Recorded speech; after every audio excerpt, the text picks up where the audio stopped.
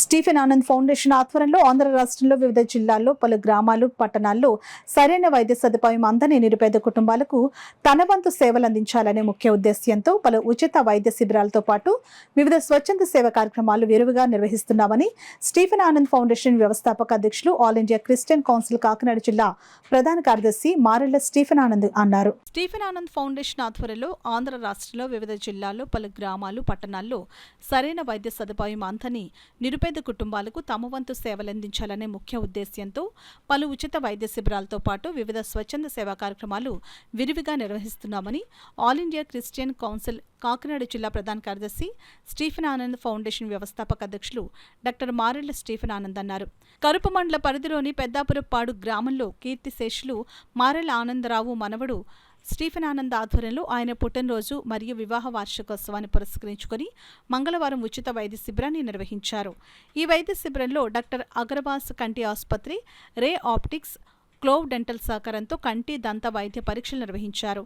ఈ కార్యక్రమంలో పెద్దాపురపాడు గ్రామ సర్పంచ్ బిరుదా శ్రీనివాస్ అప్పారావు, ఎంపీటీసీ పబ్బనేడి ప్రసాద్, మాజీ సర్పంచ్ గొల్లపల్లి ప్రసాద్, గ్రామ పెద్దలు ముడే చంద్రశేఖర్, గుబ్బల రామస్వామి, కాలకురుచ కామేశ్వరరావు, పోలినాటి శ్రీనివాస్, కనికెళ్ల సుబ్బారావు, పొన్నాడ త్రినాథులు తదితరులు పాల్గొన్నారు.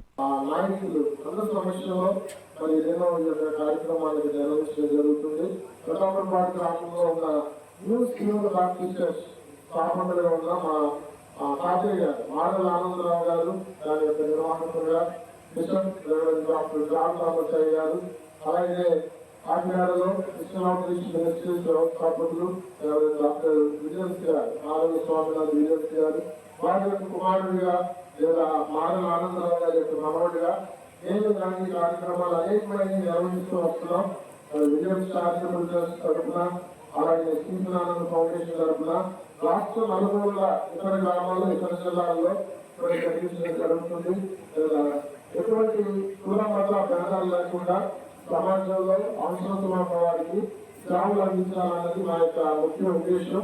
మరి ఈ దినం ఈ పెద్దాపురపాడు గ్రామంలో ఉచిత కంటి పరీక్షలు, అలాగే దంత పరీక్షలు నిర్వహించడానికి మరి గ్రామ పెద్దలుగా ఉంటున్న వారందరూ కూడా ఇచ్చిన అవకాశాలను బట్టి వారికి కూడా కృతజ్ఞతలు తెలియజేస్తూ, ఇంకను పరిసర ప్రాంతాల గ్రామాల్లో ఉంటున్న అనేక మంది ఈ యొక్క సేవలను మీరు సద్వినియోగం చేసుకోవాలని మరి సభాముఖంగా తెలియజేస్తూ నేను నమస్కారాలు తెలియజేస్తున్నాను.